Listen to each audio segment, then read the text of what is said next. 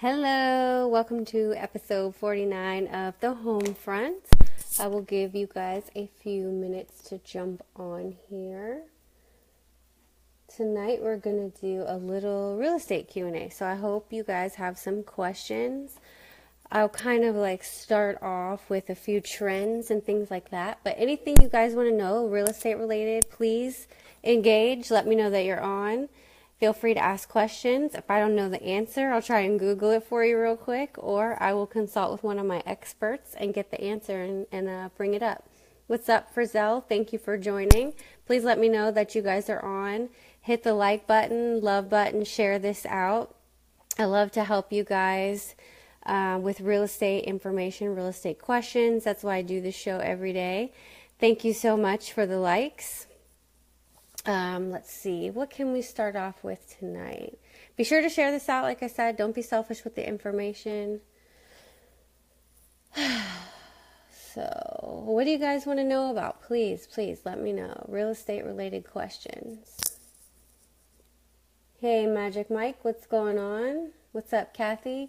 Any real estate questions anybody has? Investment questions? Please ask. I guess some of the trends are paperless business, that's pretty much I think it's mandatory for me. The old school way of business is to go and actually present offers and paper offers to your clients. But right now, the way things work is we have electronic signatures. So I can sit remotely and explain everything. I've actually done a Google Hangout and walked through all the paperwork together with my clients, paragraph by paragraph, if I couldn't get to them. And we've been able to go through, and they have been able to sign the documents when they're 40, 50 miles away from me. So the days of having to do things with paper are just, I think they're over.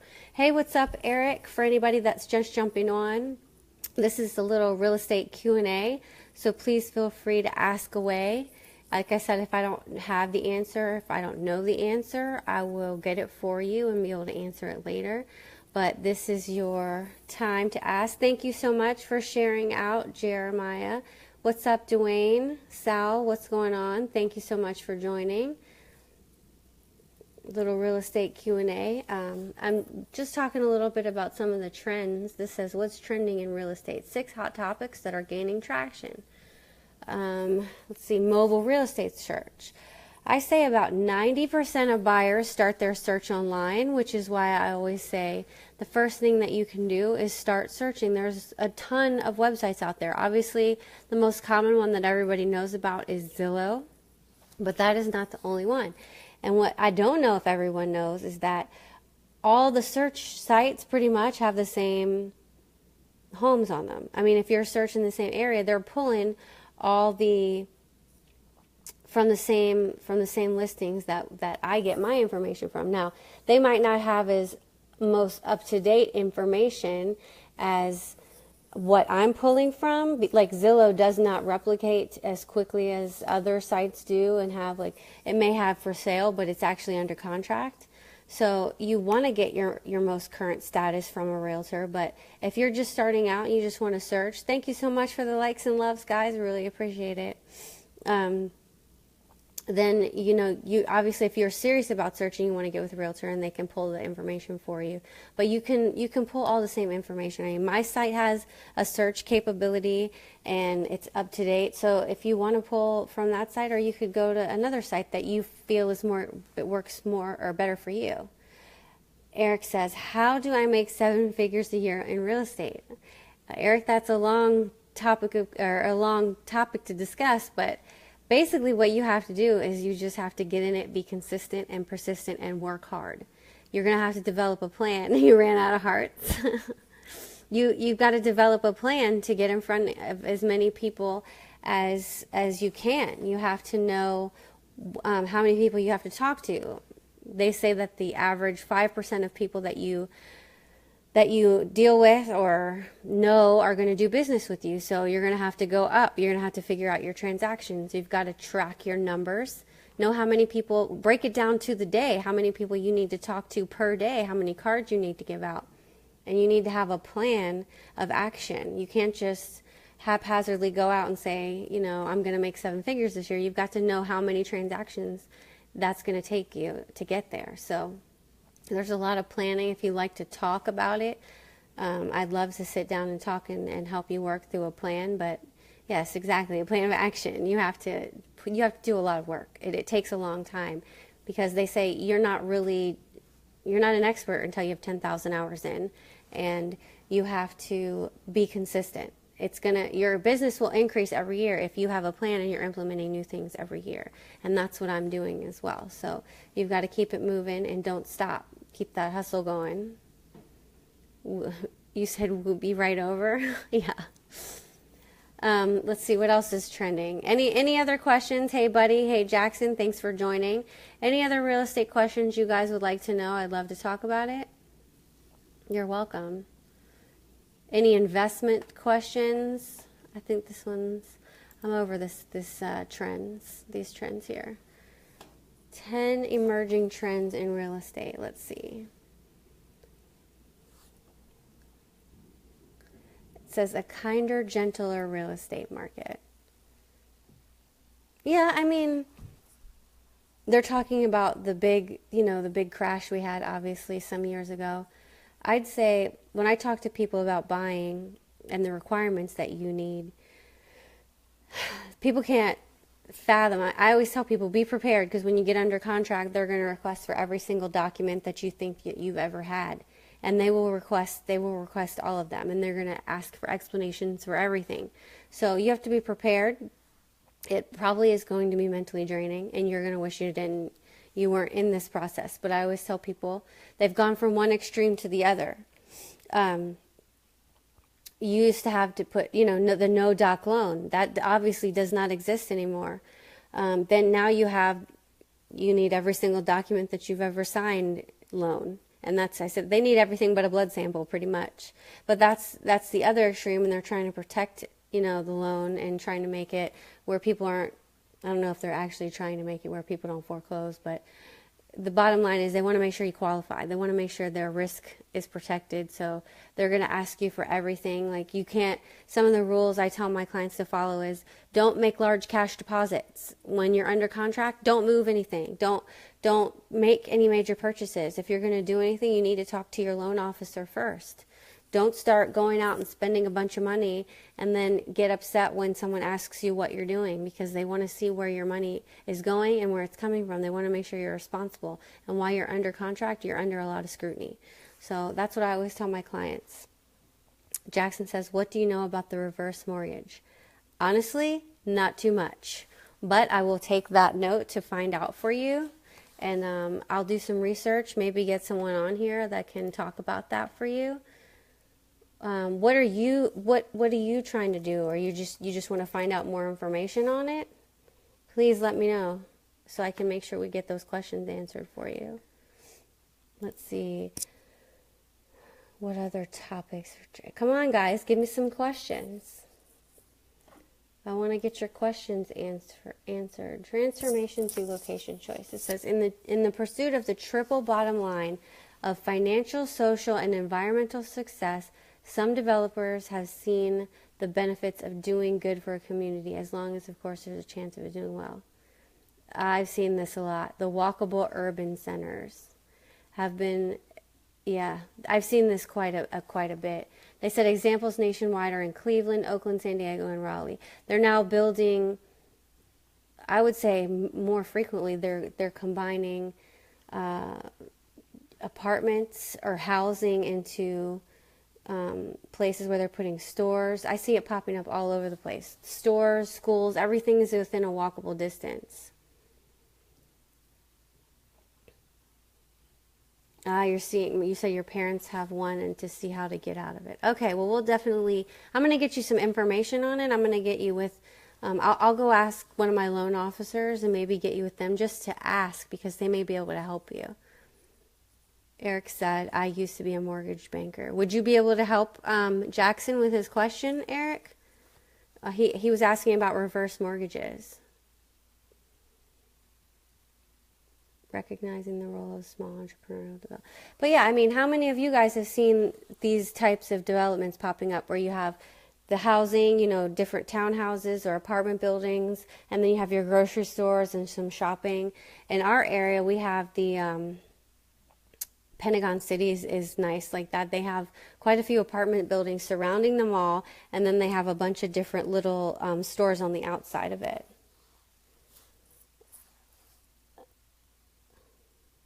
I'm just scrolling back through. Reverse mortgage gets a bad rap. It's actually a good program. Thank you, by the way. Always looking around. Thank you. Well, maybe, Eric, we need to have you on here talking about the reverse mortgage. Hey, maybe I can pull you in and you can explain it. Are you up to be pulled in on the video? Let me know, because I can pull you in and we can do a little discussion for Jackson about the reverse mortgage. But I'm not going to put you on the spot. Just let me know if you want me to pull you in, because I can do that. I can actually pull live video in. Thank you, Robert, for joining. Housing affordability. Local governments step up. In addition to affordability concerns for low-income renters and buyers, markets across the country are seeing more middle-income households housing stress. Well, I'll tell you what. Around here, we have a lot of, let's see, maximum income rentals where you can't make above a certain amount, and I think it's pretty low. If you have like one person, you can only make this much, certain amount of money. Two people, it's just a little bit higher, but it's really not, that's a lot. I've seen that quite a bit. I know that in New York, they have obviously regulated housing up there. It says cities aren't waiting for developers to act. They're pushing more and more inclusionary zoning policies as well as rent control. That was the term I was looking for. Rent control measures and development impact fees. Hey, Valentine, what's going on? We're doing a little Q&A. So any questions that you have, please feel free to ask. I said if I don't know the answer, I'll get the answer. Maybe not right this second, but I will. It says New York City's plan may be the biggest headlines, but similar proposals and policies are being discussed in Atlanta, Washington, D.C., Nashville, Portland, and Los Angeles. Renovation projects. I would definitely say that's the case. I know that the new development or town center that they're putting up down the road from me, they had rent. It's not rent control. I mean, it's Section 8. Some of it's considered Section 8 only or lower income, where you're only allowed to make a certain amount of money to live there. And if you make too much money, you're not getting in. It's just a Q&A, Valentine. We're just doing, anybody who has any questions, you can ask the questions. And I'm just talking about maybe some trending topics to see if that sparks any interest. But really no solid topic this evening. Just kind of like whatever you guys want to talk about within the realm of real estate. And Jackson had asked about the reverse mortgage, and I know you're not a mortgage broker, so you're not really sure. Hey, Andrew, what's going on? Thanks for jumping on. Let's see. The connections of cities. The boom in the smart city technology and the Internet of Things has important implications for real estate. I will say this is definitely. What do you want to know about Home Depot or Lowe's? You said this before, and I would love to know. Are you having me compare the two? Home Depot and Lowe's. I'm a Home Depot girl. I personally don't like some of the selections. It's like Target and Walmart. Target has different things than Walmart has, and some things that Target has are cheaper, and I personally can't stand going into Walmart because it's always 5,000 people in there at all times. Even if it's 24 hours, you go in there at 2 o'clock in the morning, there's 5,000 people standing in line. Okay, so you need to give me some ideas because I'm not really sure. Let's see, Home Depot versus Lowe's. We're gonna Google this real quick and see what we come up with. What do you guys think? Home Depot or Lowe's? Let's do a vote. I'm personally, like I said, I'm a Home Depot girl. I think they have more selection, and I just like it, when I can go in there and talk to someone. I personally haven't had anyone knowledgeable come up to me at Lowe's. I want to know what you guys think. Lowe's has better plumbing and appliances, that's it. I think Home Depot has more. I agree, Jeremiah. I agree. Home Depot has more. I don't go into well, I don't do plumbing and appliances. David says, I bought a house today at auction for $5,000 and there is 3 years of tax. Yep, that's what you do. Total of $10,200 just in taxes. So I need to pay that off in 3 years, or can I just pay it off in one? I really don't know what area you're in. I mean, that's going to depend on how theirs works. If it has back taxes before it can be transferred, my understanding is that you're going to have to pay that debt before it can be transferred in your name. That's what I understand it to be. So I don't know how you're saying you have 3 years of tax. They have 3 years of taxes owed, total 10,000. So I need to pay the 3 years, or can I just pay one? I don't know. That would be something you'd have to negotiate with whomever you bought it from at an auction. I'm assuming it's probably a county auction, and if they sell at a tax auction, you've got to pay it, and you just would have to negotiate with them. But my assumption on that would be that you have to pay the full amount that's owed when you buy it. They may be willing to negotiate it down for you. I misunderstood it when you first said it. Sorry about the time. You were saying that there's 3 years of tax owed. Hey, John, what's going on? Home Depot all the way. I think Valentine Home Depot's winning here. Hey, what's up, Lawrence? Lawrence at Home Depot. We have Home Depot and no Lowe's. Home Depot is horrible. Really? Andrew, why do you think Home Depot is horrible? I'm totally a Home Depot girl. I went into Lowe's and they told me, this is what they told me. I took my old paint, which they don't sell that brand, but she told me that she was able to get that paint for me. So when I brought it home, it was the wrong color. Needless to say, you're not allowed to take paint back that they custom mix for you. I threw a fit and they took it back. But I'm just saying, don't mix some paint for me. Tell me that it's going to work and it matches, and then it doesn't, and then tell me I can't bring it back. That's not going to work. I mean, it's white paint. How many different shades of white do you get? Apparently, there are some different shades. I am not a painter, but I was a little bit upset when I had to go in there and take that back. I agree, John. Lowe's is not customer friendly. Didn't do his homework before he bought. Who didn't do his? No, not necessarily. Valentine. Sometimes, well, that's some of that, especially tax liens and tax sales. Though that is public information. I actually go pull that information from the courthouse, and I have tried to see if any of those buyers were interested in selling when looking at investments. So that is public information. Hey, Janice, Steve, what's going on? This is Casper, Wyoming. Okay. And you don't have, I forget, you said you don't have a Home Depot there in Casper, Wyoming. That's crazy. Is that a small town? Home Depot, I agree, but Lowe's still has the better plumbing and appliances. Okay, you went on the I'm going to actually go in there now and seek out and compare. Just because you said they have better plumbing and appliances, I'm going to go into both stores. I'm lucky, I guess, I have both options. I went in there for a HVAC filter one day, and they didn't have, and Lowe's told me that I was looking for an abnormal size and that they didn't have it, but I walked right into Home Depot and they had it. So, that's where I'm coming from with that. What's going on, Michael? Andrew said he had the same issue. I'm not sure which issue. Andrew, are you talking about the tax issue, or are you talking about Home Depot and Lowe's? We have Home Depot and Menards. I've never heard of Menards. I've heard of, there's a couple of them, like Earl's, True Value, but I haven't heard of that one. Okay, so let's see what they say here. The winner, okay, customer service and experience. This website says it's a tie. The lumberyard supply houses tend to be staffed and very knowledgeable, and often very grumpy older men, many of whom were once in the trade. That's funny. Some of the areas are more knowledgeable, but I've gone in there and I've tried to find someone in, I want to say, the gardening department, and they had no clue. It's the blind leading the blind over there. I am over here, Harriet homeowner, who doesn't know jack about lawn service, and I'm trying to talk to them about what's your recommendation. They were like, oh, this one looks good. I said, I can sit there and say it looks good. I need somebody to give me an actual recommendation. Home Depot does price match. Lowe's has good plumbing for all their. Well, I don't know. A lot of stores will do price match if you ask, but they won't necessarily tell you off the top. This one said, this number 2, accepting returns. Equally good and equally bad. This sounds like a really person that's not trying to hurt anybody's feelings. Lowe's and Home Depot CEOs are not aware of this, but the return desk is their single biggest PR opportunity. I agree.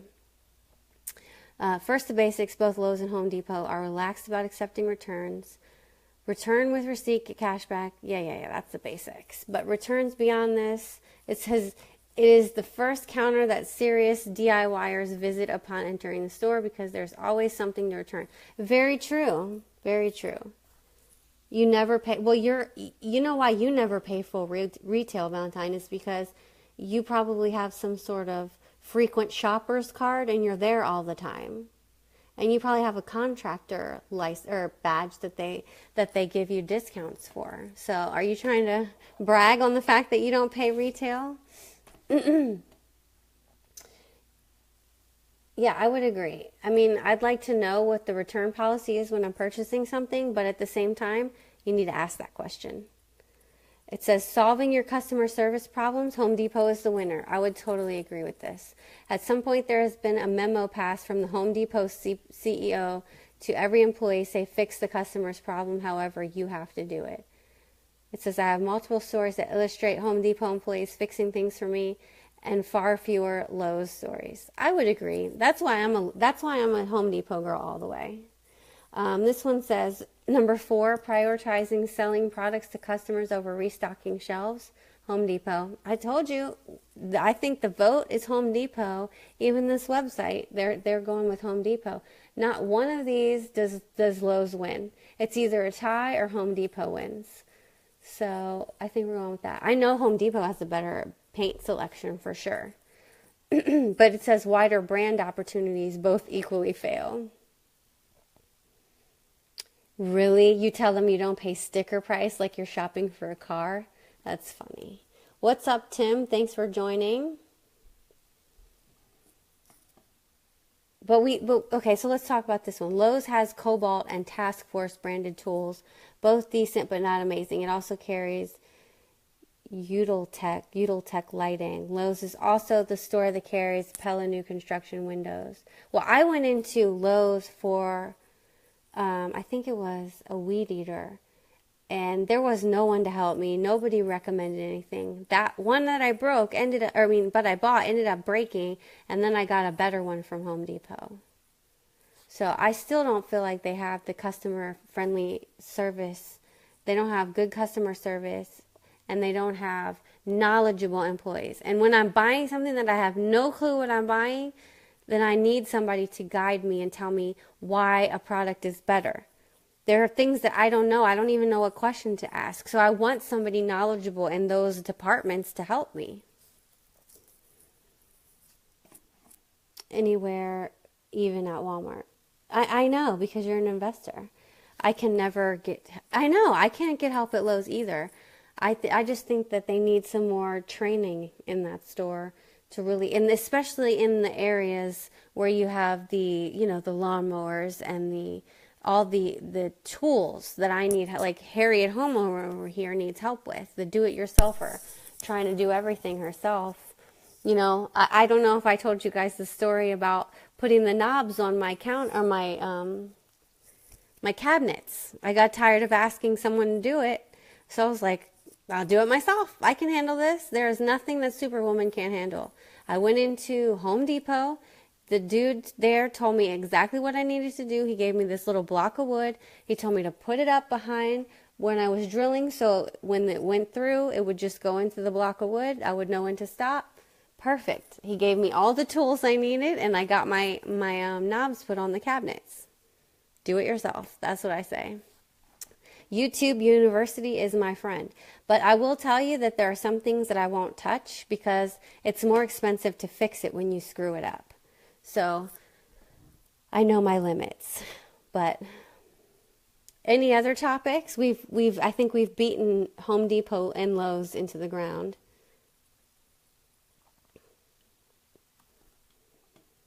Let's see. I'm going to just scroll real quick. What's going on, Lisa? Thanks for jumping on. We are talking about real estate this evening. Any topics that you guys have any questions about, you want to know about, we are talking about it. Thanks for the likes. Please hit that like button. Share this out. Let everybody know. Little real estate Q&A this evening. I think that's it. There's nothing interesting on these charts. Real estate is not, it's just not exciting sometimes. As a matter of fact, it can be quite stressful. I was just talking to another agent about this. That people don't realize how stressful real estate is. When you're talking about a lot of money, it can be very stressful. I mean, everybody needs a home, even if you're just talking about investing. You're talking about a crap ton of money.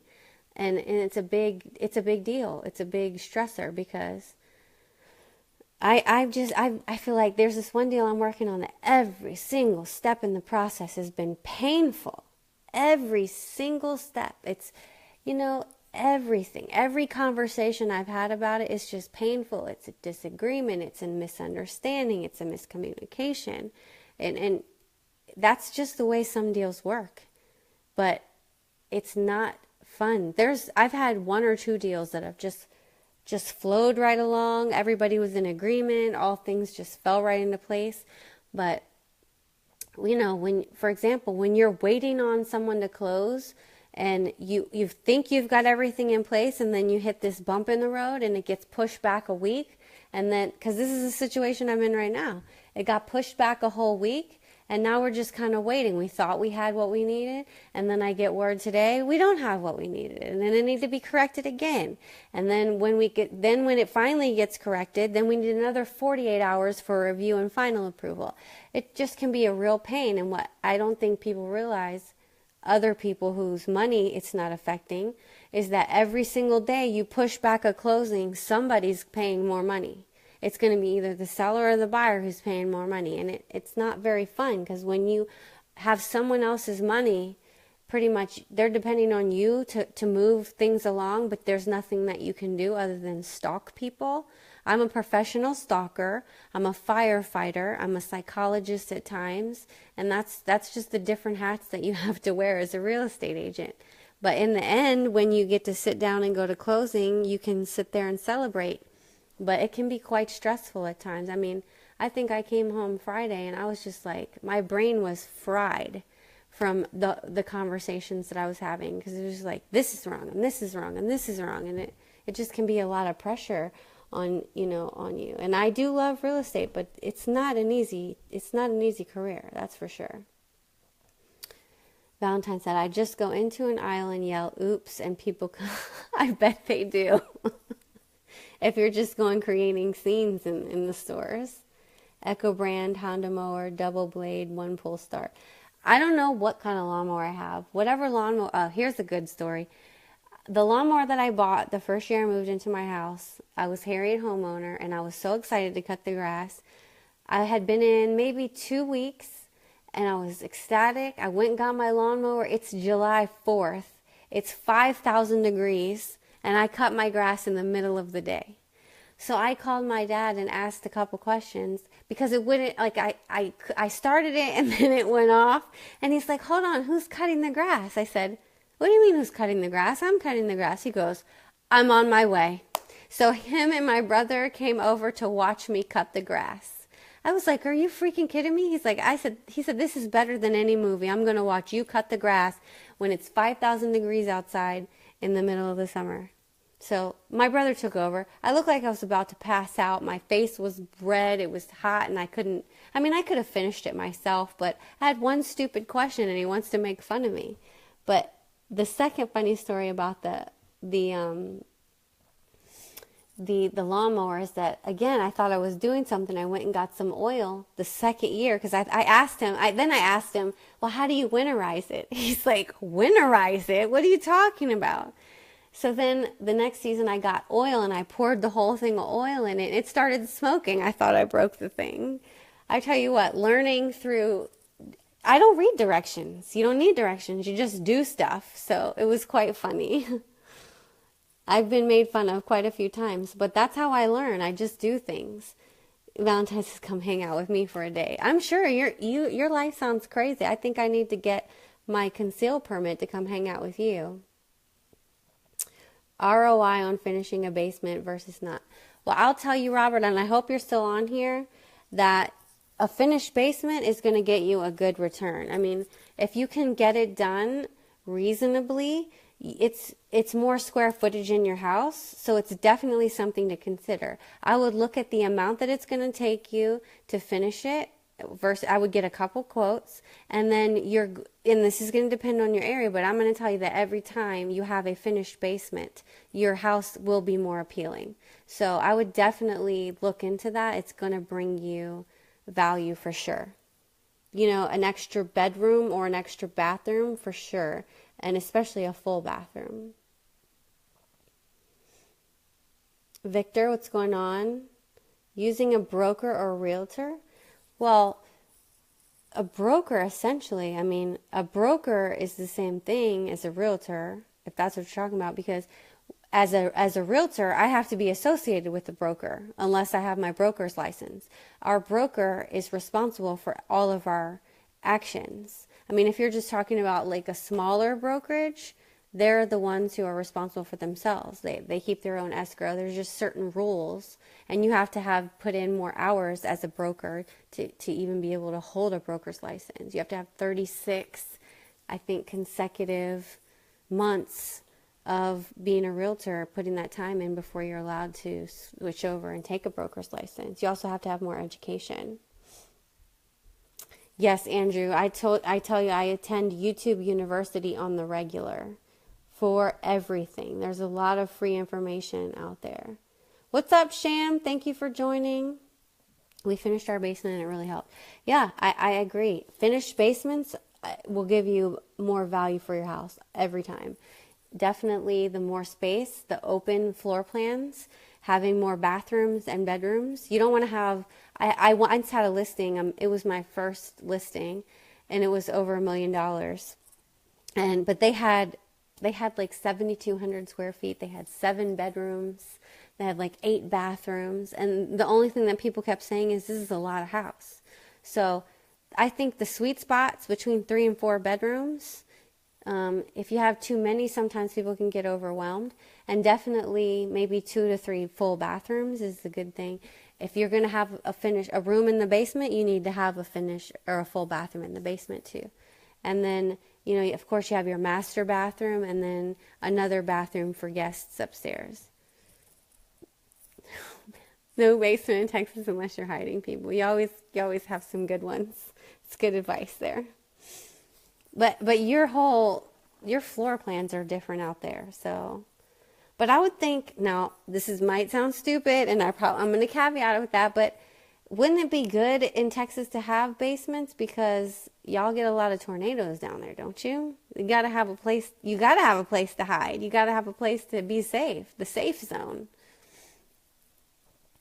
So, I don't know a lot about the Texas market or housing, as a matter of fact. I just know a lot of things are flat, and they have I feel like a lot of one-level houses out there. But I could be wrong. I mean, I've only been out there a few times. So, okay, now I get the soil isn't stabilized. It's unstable. Stabilize it for the gas treatment, and it helps with the ethanol that's in the gas. I always use that. Okay. Now I see. See, there's other things I don't know. I don't claim to know everything. But you guys are very knowledgeable about soil, apparently. Well, I'm going to wrap this up. I've gone extra long this evening. I didn't really have a topic to talk about, but I appreciate you guys chiming in, asking questions. We'll do one of these Q&As every once in a while. I always have fun with you guys, and I hope that I can bring you value. Thank you so much for joining, and I will see you guys tomorrow. Under our horses or pickups, we take our cowboy hats, shoo away the big... What? Well, thanks again, guys. I will see you guys tomorrow, and I appreciate all the love you give me. See you tomorrow.